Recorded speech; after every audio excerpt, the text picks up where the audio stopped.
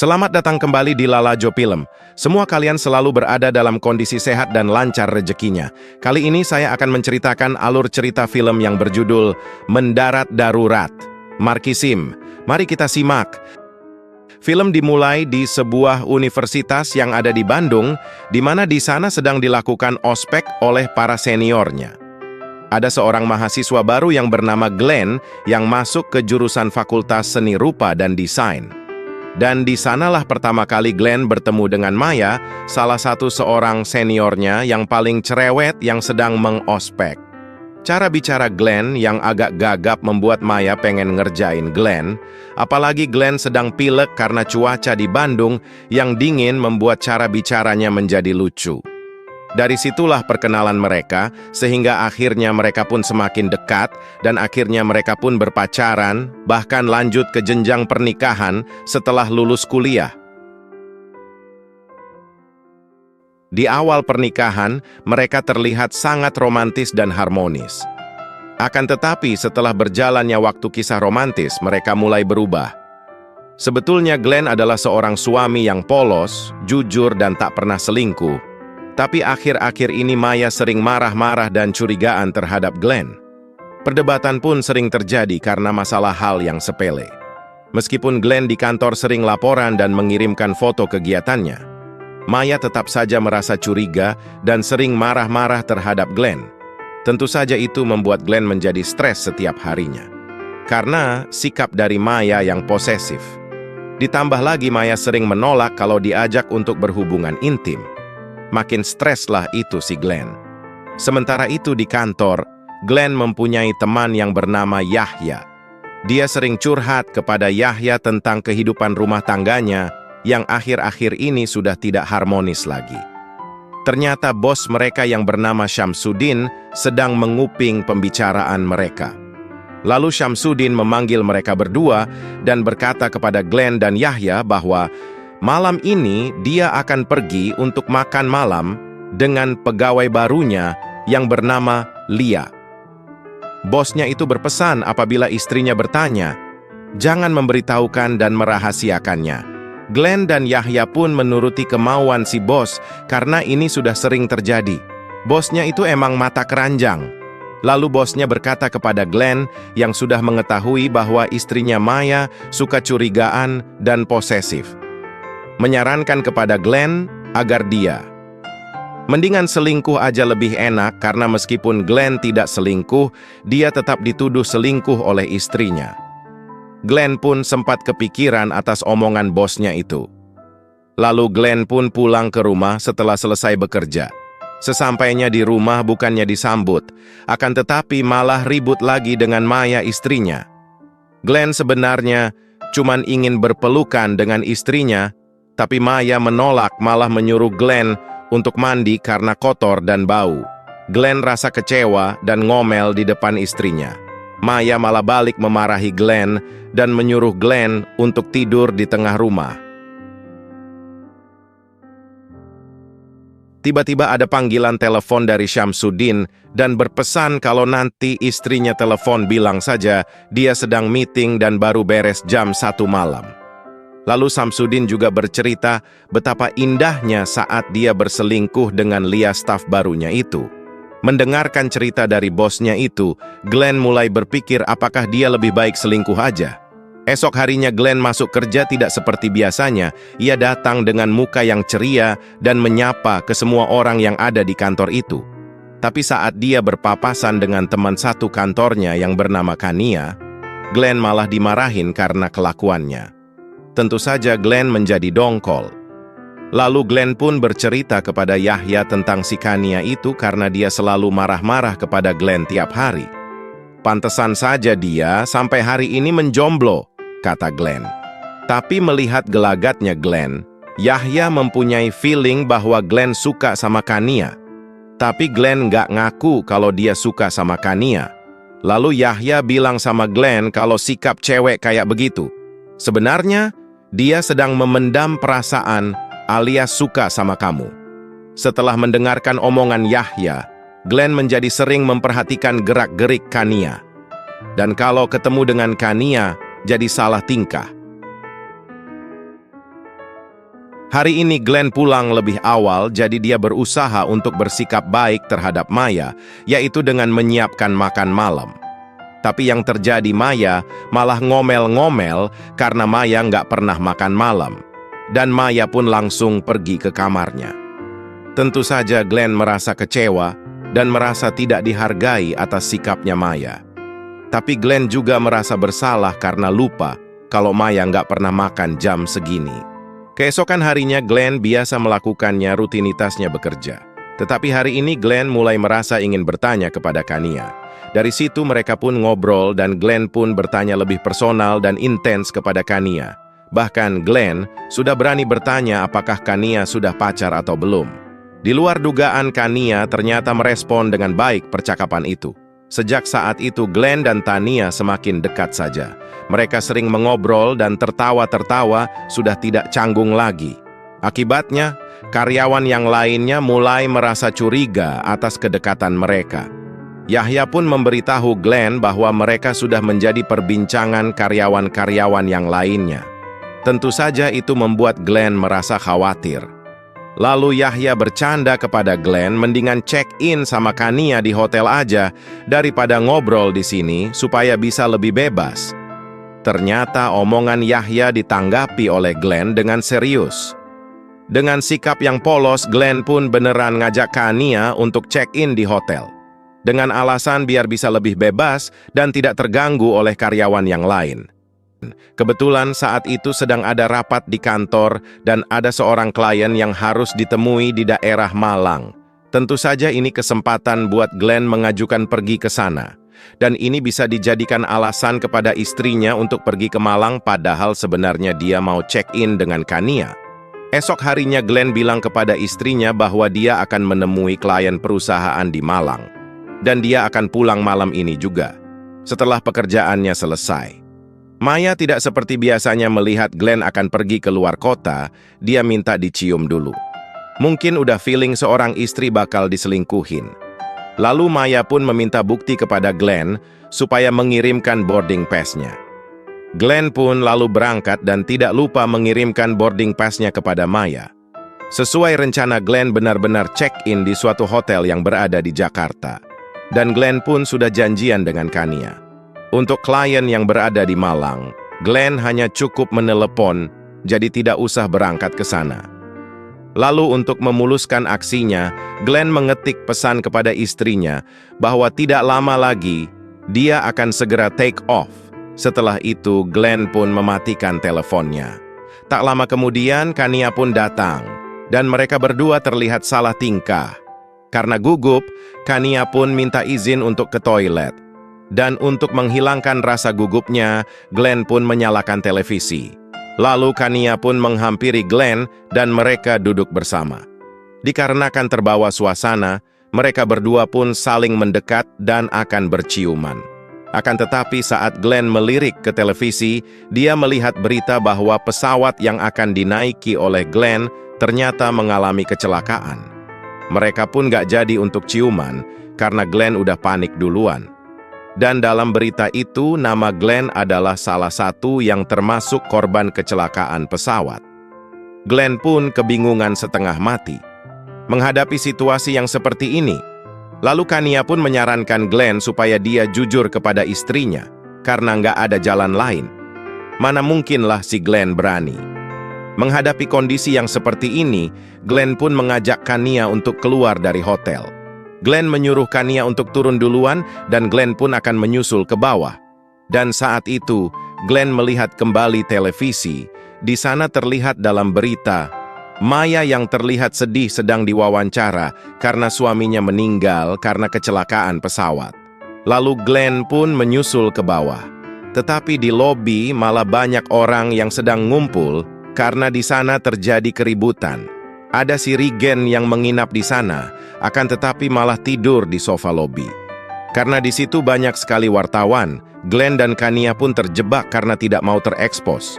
Tiba-tiba ada seseorang yang menyebarkan isu bahwa di sana ada bom, dan orang-orang di sana pun langsung panik dan kabur keluar hotel.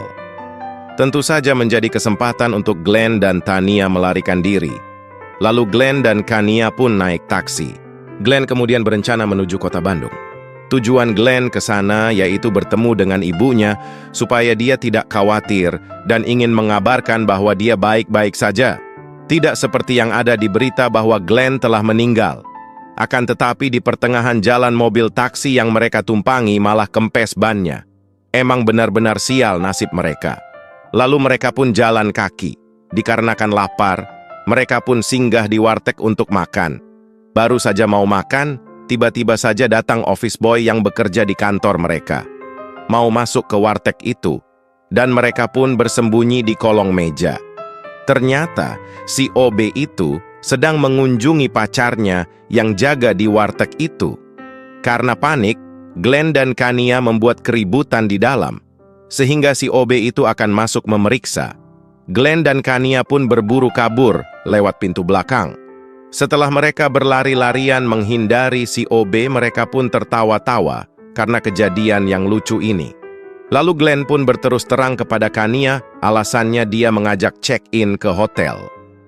Glenn merasa bahwa ketika mereka ngobrol, dia merasa nyaman dan obrolan mereka nyambung. Jadi Glenn merasa dihargai. Kania pun selalu merespon obrolannya Glenn, nggak seperti istrinya yang selalu menanggapi obrolan Glenn dengan marah-marah. Ternyata Kania pun merasa obrolannya nyaman bersama Glenn. Namun tiba-tiba mereka dihadang oleh sekelompok preman yang berada di kampung tersebut. Karena sudah tersudut, Glenn memohon kepada para preman tersebut bahwa dia tidak mempunyai uang. Preman itu malah marah ketika Glenn ngomong seperti itu. Ternyata preman itu adalah saudara dari pemilik warteg saat mereka makan. Dan mereka malah kabur dan belum membayar. Glenn pun lalu meminta maaf karena telah kabur dari warteg tersebut. Tapi ternyata para preman tersebut mau memberikan pelajaran kepada Glenn, bukan hanya menagih uang saja. Dan akhirnya Glenn pun mendapatkan bogem mentah sampai babak belur. Karena hari telah menjelang malam, Glenn dan Kania pun akhirnya mampir ke rumah Yahya.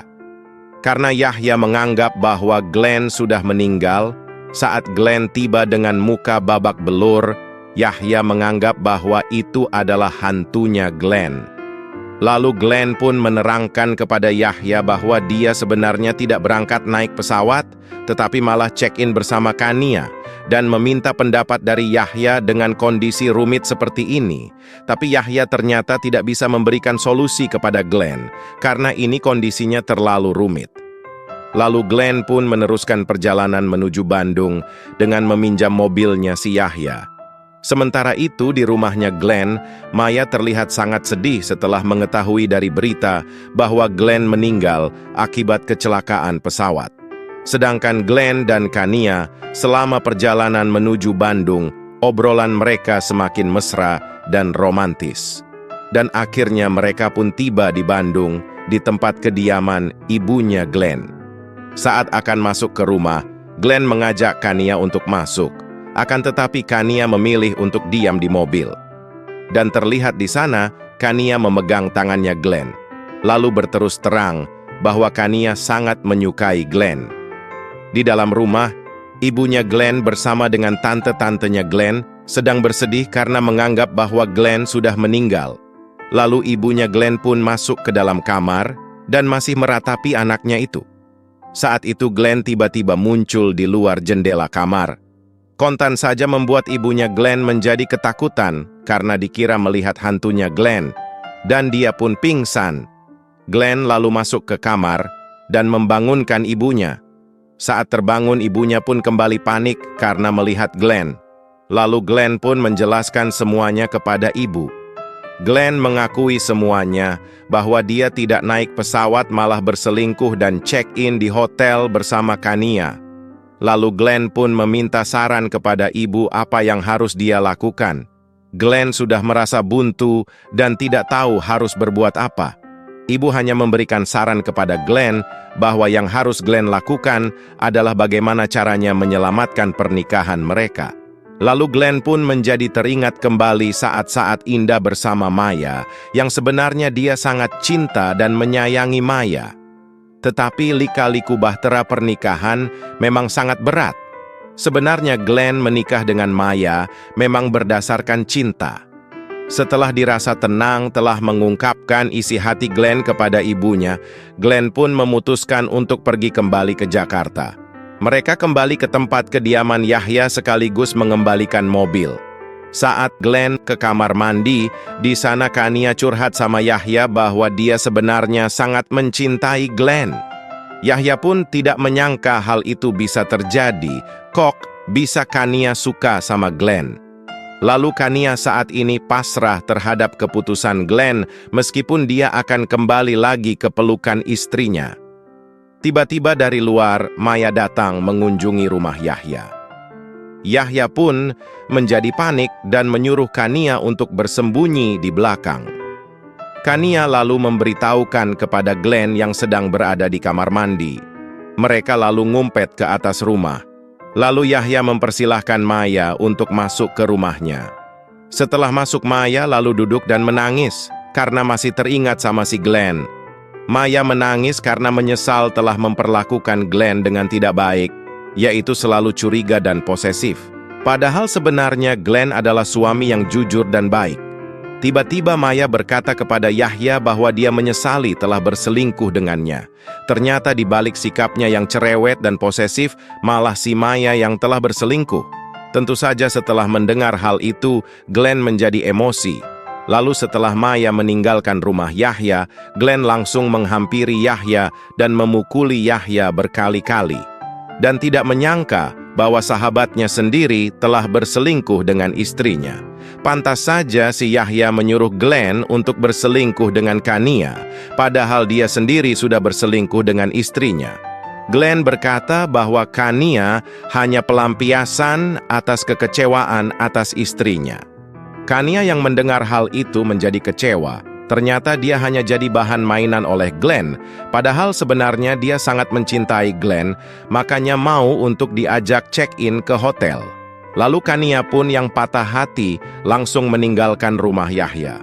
Lalu Yahya mencoba meminta maaf kepada Glenn karena telah selingkuh dengan istrinya. Meskipun tahu Glenn tidak akan memaafkannya, tapi Yahya berkata kepada Glenn bahwa yang ada di hatinya Maya adalah Glenn. Tapi Glenn masih sulit untuk memaafkan Yahya. Glenn pun menjadi bimbang karena dihadapkan dengan dua pilihan. Apakah memilih istrinya yang pernah berselingkuh atau Kania yang tulus mencintai Glenn? Setelah berpikir panjang, Glenn lalu menemui Kania sambil mengembalikan HP-nya Kania. Glenn pun meminta maaf karena telah membuat Kania merasa sedih dan kecewa. Glenn pun gak tahu kenapa bisa mengajak Kania check-in ke hotel. Mungkin emang Glenn merasa cocok dan nyaman kalau dekat sama Kania. Dan Glenn pun sangat bahagia selama dekat dengan Kania. Tapi keputusan Glenn dia harus kembali kepada Maya istrinya. Tentu saja Kania merasa sangat sedih sekali mendengar hal itu. Sebelum Glenn pergi, Kania lalu mengatakan bahwa tidak seharusnya dia dekat dengan Glenn yang sudah beristri. Tapi sakit hati Kania jadi semakin berat saat dia membuka hatinya untuk Glenn. Glenn malah pergi meninggalkannya. Kania berkata saat ini dia hanya bisa berjuang sendiri mengobati sakit hatinya, sedangkan Glenn ada istri yang bisa saling support satu sama lain. Glenn pun merasa semakin bersalah, tapi apa daya semua sudah terjadi. Lalu Glenn memeluk Kania untuk terakhir kalinya. Saat berada dalam mobil, Glenn lalu membuka semua pesan dari Maya yang belum terbuka. Di sana dia membaca chat dari Maya tentang perasaan sayang dan cintanya kepada Glenn saat mengetahui bahwa Glenn sudah meninggal. Glenn pun menjadi menangis terharu saat membaca pesan itu. Lalu Glenn pun membalas chat dari Maya dan berterus terang atas semua yang telah terjadi. Saat menerima chat masuk dari Glenn, Maya langsung merasa kaget karena menyangka Glenn sudah meninggal. Di dalam pesannya, Glenn berkata bahwa dia masih hidup dan tidak jadi naik pesawat. Glenn jujur telah berselingkuh dengan Kania dan mengetahui tentang hubungan antara Maya dan Yahya. Glenn akhirnya pulang dan pasrah dengan apapun yang terjadi saat bertemu dengan Maya. Glenn meminta maaf dan berkata untuk memilih bersama Maya dan memperbaiki hubungannya dari awal lagi. Dan ternyata, Maya menerima permintaan maaf Glenn. Lalu mereka pun sepakat untuk berdamai. Setelah kejadian itu mereka semakin romantis. Kehidupan rumah tangga mereka semakin ceria dan saling mempercayai satu sama lain. Dan film pun tamat. Terima kasih sudah menyimak. Jangan lupa like, share, komen, dan subscribe. Sampai berjumpa lagi di video berikutnya yang lebih menarik.